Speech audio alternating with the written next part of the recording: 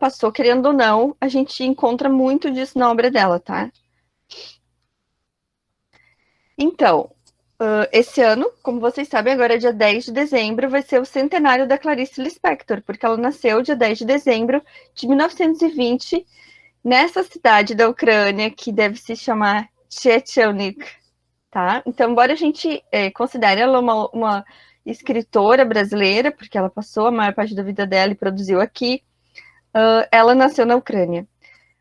Na Ucrânia, então, o nome dela de batismo é Aya, que significa vida, e ela é filha da Mania e do Pinkas Lispector.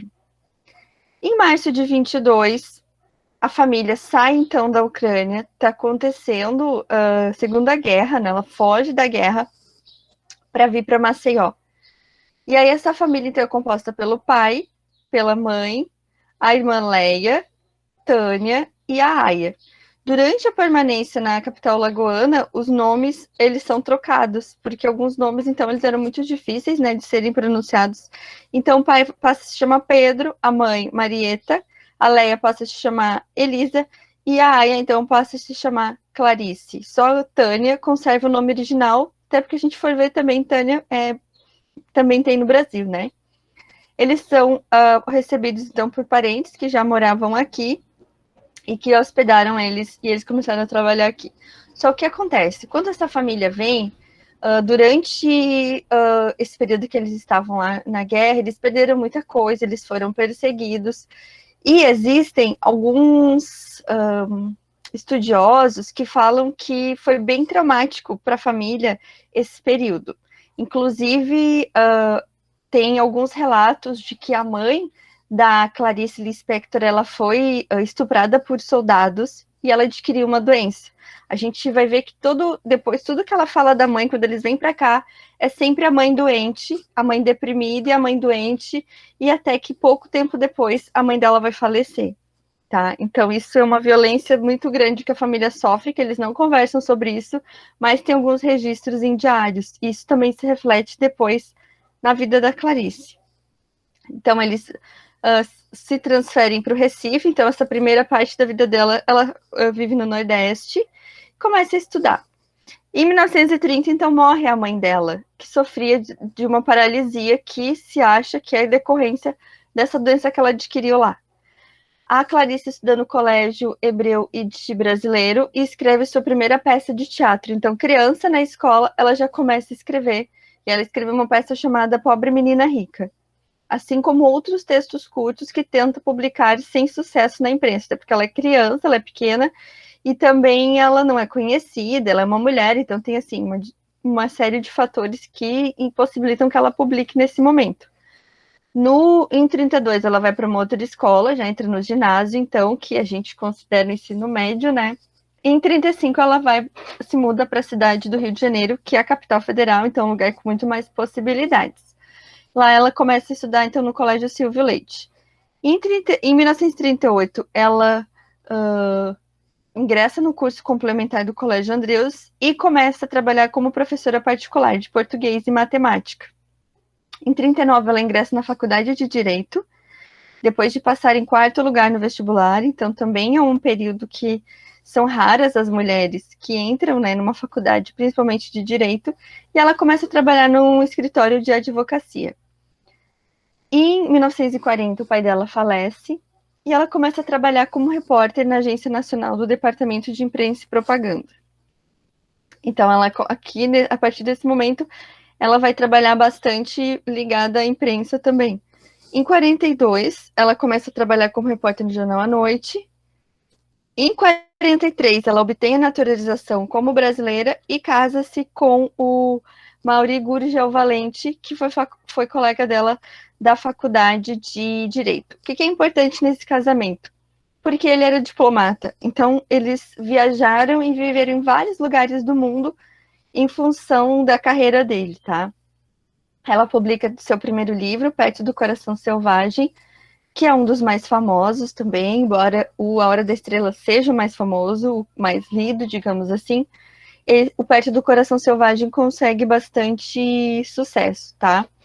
Mas é importante a gente entender que todo esse sucesso, essa fama que a Clarice Lispector hoje em dia tem, Isso vai acontecer depois que ela morre. Ela começa mesmo a ser muito lida e muito estudada depois que ela morre. Então, durante esse período, ela vai escrevendo conforme ela tem vontade. Ela não tem um plano de ser escritora, de viver disso. Ela vai, quando vem a inspiração, ela escreve. Ela não leva isso como uma profissão.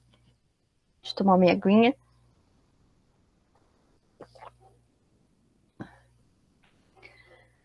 Então, esse Perto do Coração Selvagem já ganhou um prêmio, né, pela Fundação Graça Aranha. Em 1944, ela vai morar na Itália, então eles começam a viajar. Depois eles vão para... eles passam por Portugal, pela África. Imaginei também que viajar, né, para o exterior nessa época demorava muito tempo. Em 46, ela passa um tempo no Rio de Janeiro, eles vão e voltam, né? E lá ela lança o segundo livro, O Lustre. E aí, depois de abril, eles vão para a Suíça. Em 48, nasce o primeiro filho, o Pedro Gugel Valente, lá na Suíça também. E em 49, eles voltam para o Brasil. E aí ela lança A Cidade Sitiada.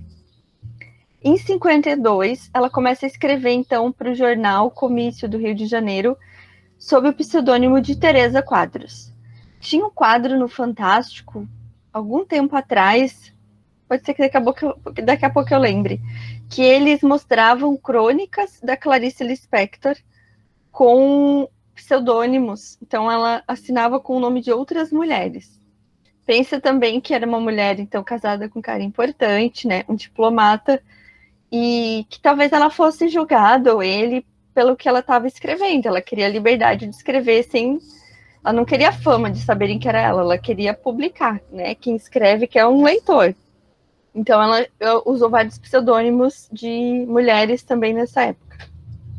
E aí ela publica o primeiro livro de contos e eles vão para Washington, nos Estados Unidos.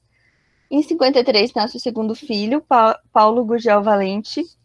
Essa experiência como mãe também afeta a vida dela como escritora, porque a Clarice também escreve para crianças, ela também tem livros infantis. Isso é uma coisa importante para a gente lembrar.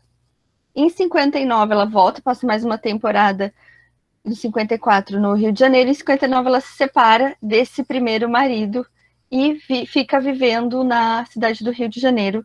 Continua escrevendo contos e publica na revista Senhor. Em 59 e 60, ela publica pelo pseudônimo de Ellen Palmer, que talvez seja o pseudônimo mais famoso dela, assim, que ela ficou mais conhecida como Ellen Palmer. A coluna Feira de Utilidades no jornal Carioca Correio da Manhã.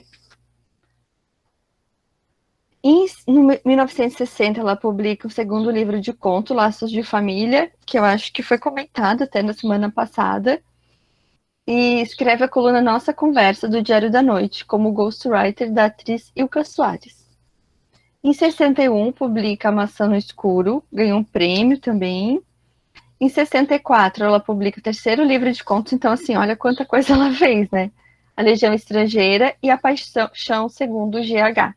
Esse A Paixão Segundo G.H. eu acho um livro muito complexo para leitura, assim, acho que, né, eu já comecei, já tentei, e eu desisti, assim. Então, para vocês terem uma noção, não sei se é o Paixão Segundo G.H., acho que é. Ele começa com uma vírgula. Então, tem uns livros assim. Então, tem essa liberdade de experimentar muita coisa na literatura, né? Em 67, ela começa a publicar crônicas no Jornal do Brasil e publica o primeiro livro infantil, O Mistério do Coelho Pensante, que ganhou o prêmio de melhor livro infantil do ano pela Campanha Nacional da Criança. Então, para vocês verem que a qualidade do trabalho dela se refletia em vários gêneros. Em 68, ela publica mais um livro infantil, que é A Mulher que Matou os Peixes, e começa uma série de entrevistas para a revista Manchete, sob o título de Diálogos Possíveis com Clarice Lispector, tá? Na televisão, ela só deu uma entrevista na vida, que eu coloquei no link lá do Moodle. E foi um pouco antes dela falecer. Então é bem importante porque ela faz muita reflexão sobre a vida dela. Ela faz reflexão sobre A Hora da Estrela, que tinha sido o último livro que ela tinha publicado, né? Então é uma entrevista assim que até hoje ela é muito vista. E aí, pelo centenário dela, A TV Cultura fez, então, um especial em cima dessa entrevista e acabou acrescentando outras coisas também para deixar mais completo, assim. Ela também, então, tem essa parte de engajamento político. Em 68, a gente está, então, no meio da ditadura militar, né, eclodindo, assim, essa violência, e ela fica chocada com a morte do estudante Edson Luiz, e ela começa a escrever, e também escreve sobre isso, mesmo se a gente pensar que era muito arriscado fazer isso. Então ela, né, coloca uma nota no final de uma crônica, sendo bem crítica, e ali vocês depois podem ler mais detalhes. Em 69, ela publica o sexto romance, Uma Aprendizagem ou O Livro dos Prazeres. Essa coisa de o livro ter mais de um título, a gente vai falar disso na Hora da Estrela também, tá? E ganhou prêmio também com esse livro. Em 71, ela publica o quarto livro de contos, Felicidade Clandestina. Acho que dentro dos contos, talvez seja um dos livros mais famosos. Ela publica outros livros, Água Viva e A Imitação da Rosa.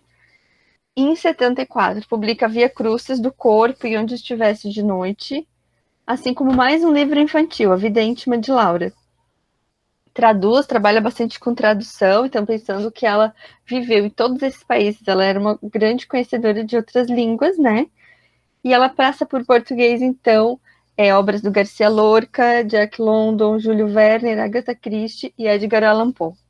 Então, também pensando que a tradução, ela é uma reescrita, de uma certa forma, né?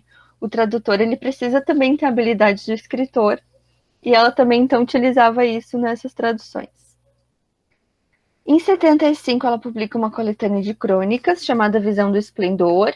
Então, como a gente tinha visto no módulo passado, as crônicas, também os contos, como a gente foi vendo aqui, mas especialmente as crônicas eram muito publicadas em jornais e revistas. Então, de tempos em tempos, os cronistas, né, juntavam uma série de crônicas que eles já tinham publicado nesses locais e juntavam num livro.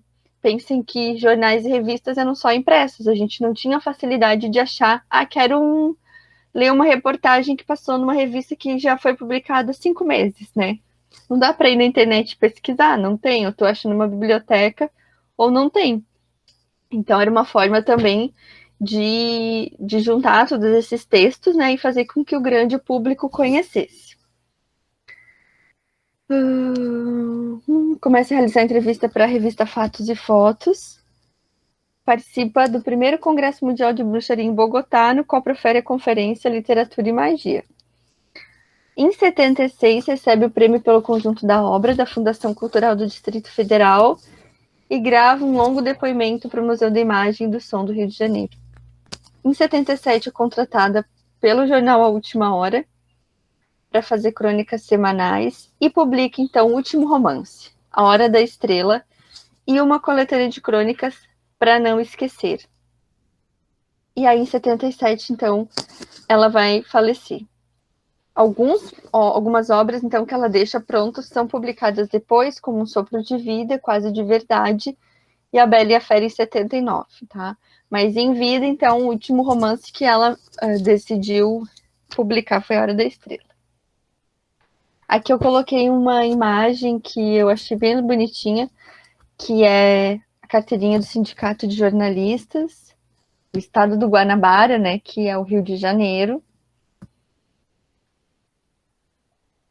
Aqui é um bilhetinho, imagina que olha tudo que ela escrevia, né, gente, tudo que ela publicou. Então esse bilhetinho foi encontrado nas coisas dela no hospital quando ela faleceu.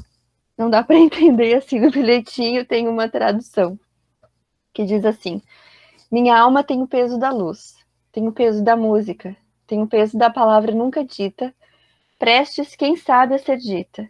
Tem o peso de uma lembrança, tem o peso de uma saudade, tem o peso de um olhar.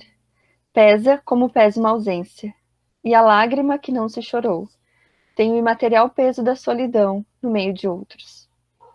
Então, a gente percebe que esse... Ai, tomara que eu não tenha estragado aqui o microfone. Esse sentimento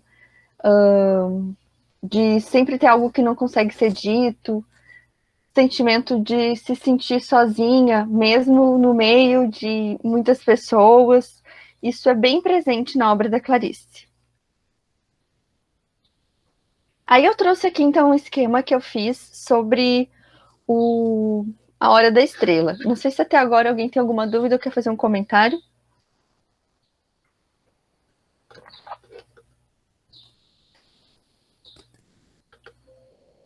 Continuar, então. Deixa eu ver, cadê o meu livrinho da Hora da Estrela? Vamos ver se eu deixei aqui separadinho.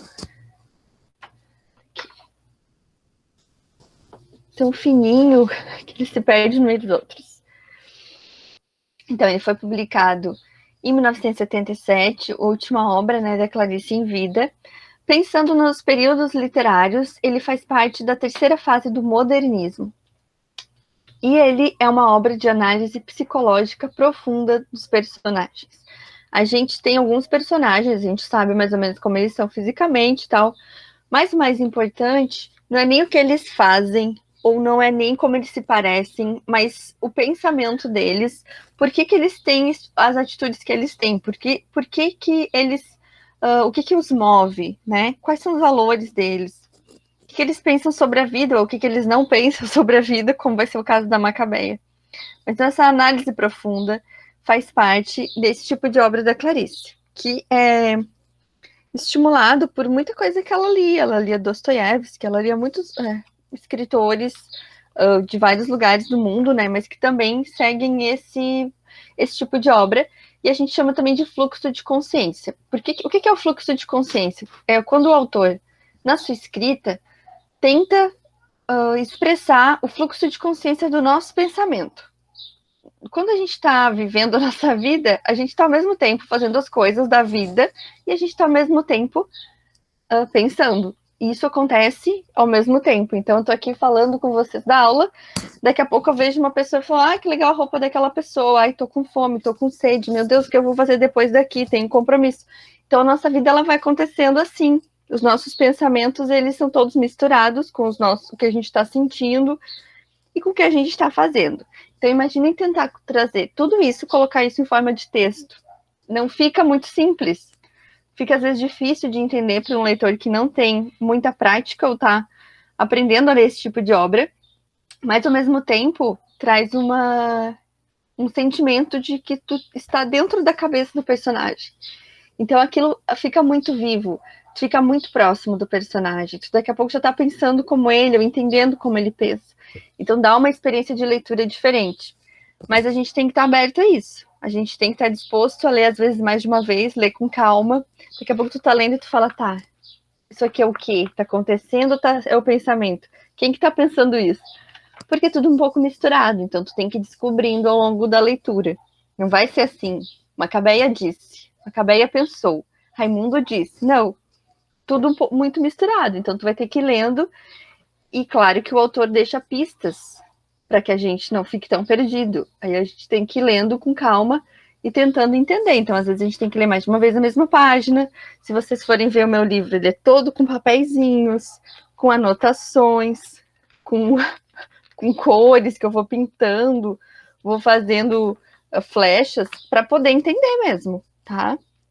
E esse intimismo, ou seja, a história, o enredo, ele é voltado para o íntimo dos personagens. Se a gente for parar para dizer o que acontece nessa história da Hora da Estrela, é uma história muito simples, não tem nada demais. O que faz ela ser especial é esse olhar para dentro dos personagens, tá? Uma coisa, então, antes de seguir para falar dos personagens, que eu vou falar um pouquinho com cada personagem, eu já coloquei também no Moodle a atividade que vai valer nota, tá? Sobre o livro. E aí, uma das perguntas que eu faço é sobre os títulos da Hora da Estrela. Então, antes, né, de começar a história, lá nas primeiras páginas, tem, assim, a Hora da Estrela. Mas aí tem uma série de mais, que vai repetir a Hora da Estrela, mas tem 13 títulos, que são os outros títulos do livro. Por quê? Porque esse livro ele é sobre escrita, principalmente sobre escrita, sobre o processo da escrita. O Rodrigo, que a gente vai falar agora, é o escritor da história. Então, ele é um personagem, que ele é um narrador, que ele escreveu um livro, mas ele é o criado pela Clarice Lispector. Essa parte é um pouco confusa, mas depois a gente vai entender.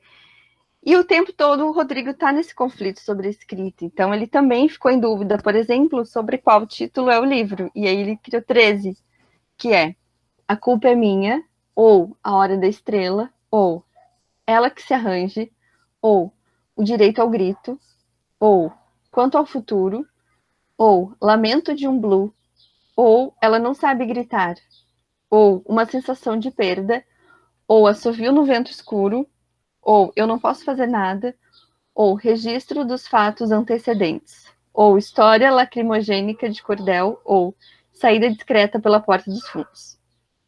É um jeito também dele contar o que vai acontecer, tá? Então, se a gente for lendo pela ordem dos títulos, mostra um pouco da história. Então, o Rodrigo SM, que a gente não sabe o que é SM, mas em algum momento ele diz que se chama Rodrigo SM, ele é o narrador da Hora da Estrela. E ele é um escritor que está escrevendo um livro sobre uma mulher nordestina que ele viu um dia, que é a Macabeia, a personagem principal. Como ele é escritor, ele está sempre nesse conflito sobre a escrita, ele representa a Clarice Lispector. Então, muitas das dúvidas do Rodrigo, muitas das inquietações dele, são as próprias inquietações da Clarice. Então, foi uma forma que ela teve de falar um pouco desse processo de escrita, das ironias, muitas vezes, que isso tem, enfim, dos vários problemas que um escritor, assim, tem na vida de escritor, né? Então, o Rodrigo, além de falar da Macabeia, ele vai discutir sobre literatura, sobre o ato de escrever, sobre esse exercício de introspecção, né, de olhar para dentro de si para escrever sobre o outro. Então a gente percebe que ele é um alter ego, digamos assim, da própria Clarice. E aí ele vai escrever então sobre a Macabeia, ou como carinhosamente as pessoas podem chamá-la, a Maca, tá? Ela é a personagem principal do romance, e ela é uma personagem escrita e construída de uma forma que a gente tem horas que quer pegar a Macabeia no colo, quer cuidar dela, porque, meu Deus, coitada. E tem horas que a gente quer dar na cara dela, porque ela é tão sem noção às vezes, assim, ela é tão ingênua às vezes que a gente se irrita. Então eles conseguem, assim, criar uma personagem que desperta tantas coisas diferentes na gente. Mas eu, assim, para mim ela é a minha personagem preferida da literatura, porque realmente ela consegue despertar muita coisa na gente, né? E eu acho isso muito bem escrito, assim, acho isso muito bom. Ela é uma nordestina, então, que vai morar no Rio de Janeiro. Ela tem 19 anos. E ela é tão simples e tão humilde que ela não tem consciência da própria existência. Ela vai vivendo uma vida horrível, mas ela nem reclama, porque ela nem sabe que existe outra possibilidade de vida, sabe? Então isso é muito triste, mas também encantador. Como profissão, ela é uma datilógrafa. Hoje uma profissão acho que nem existe mais, né? Mas pense então, anos 70, a pessoa, todos os escritórios, faculdades, todo mundo tinha uma máquina de escrever para datilografar os textos. E existia uma profissão de datilógrafo, então que devia ser uma pessoa muito cuidadosa, com uma boa escrita e que conseguisse, então, datilografar os textos muito rapidamente, né? Existiam cursos para isso. E ela é uma datilógrafa péssima, mas ela é tão ruim que o chefe dela tem pena de mandá-la embora. E ela é órfã também, então ela foi criada por uma tia, péssima tia, e hoje ela vive com umas colegas de quarto, no Rio de Janeiro. Não sei se vocês querem falar alguma coisa até aqui. Richard, tu já leu A Hora da Estrela? Tá lendo? Eu vi que ele botou perdão pela demora. Será que vocês estão assistindo ou estão vendo Sessão da Tarde? Tá acompanhando. Tá bom. Vou voltar então. Então, assim, isso é uma prévia do que é a Macabeia. A Macabeia, então, trabalha nesse escritório e ela tem uma colega que é o oposto total dela, que se chama Glória. A Glória, então, é colega da Macabeia, é uma estenógrafa. E, assim, enquanto a Macabeia é totalmente uma pessoa sem graça, a Glória é super sensual. Então, a Macabeia, ela é uma pessoa que é subnutrida, ela quase não se alimenta direito, ela é totalmente magrinha, não tem carne, não tem nada. A Glória, ela é filha de um açougueiro, então ela simboliza a fartura, né? Então, ela é toda encorpada, tal, porque ela se alimenta muito bem de carne do açougue do pai. E aí ela rouba o namorado da Macabeia, que é o Olímpico. Não lembro agora se é Olímpico ou Olímpio. Acho que é Olímpico, né? Vou lá depois. Que então era a única coisa, digamos assim, que a Macabeia tinha. E a Macabeia é tão Macabeia que ela nem se importa, assim. Ela, tipo, ela nem fica brava com a Glória. Embora a Glória seja muito sacana com ela. Bom, como a vida da Macabeia é muito péssima, horrível, tem todo esse cenário que ainda não contei tudo, mas assim, contei por cima. Mesmo a Glória, que sacaneia a Macabeia, acaba tendo pena dela, porque assim, quando a gente tem uma pessoa com uma vida tão ruim, tão ruim, tão ruim perto da gente, a gente acaba se sentindo mal, né? A gente quer fazer alguma coisa porque aquilo nos incomoda. E a Glória ia numa cartomante que se chama Madame Carlota. Então a Glória chega uma hora que fala: Olha, eu pago pra ti, se tu quiser, te dou dinheiro do táxi, mas vai numa cartomante, vai tentar melhorar a tua vida. E aí, então, a Madame Carlota vai ter um papel bem importante na história, que eu não vou contar, mas esse momento dela ir por uma cartomante é bem importante, tá? E aí, no momento, ela vai, então ela se organiza e vai com muita esperança para tentar saber se o futuro dela vai ser melhor do que foi até hoje. E eu falei só deles, o Prezi não tá mostrando. Faltou aqui, o Prezi não tá mostrando os outros, mas faltou, então, o Olímpico de Jesus. O Olímpico de Jesus, então, além, assim como a Macabeia, ele também é nordestino, né? E foi para o Rio de Janeiro. Só que ele é totalmente ambicioso, ele é muito diferente dela.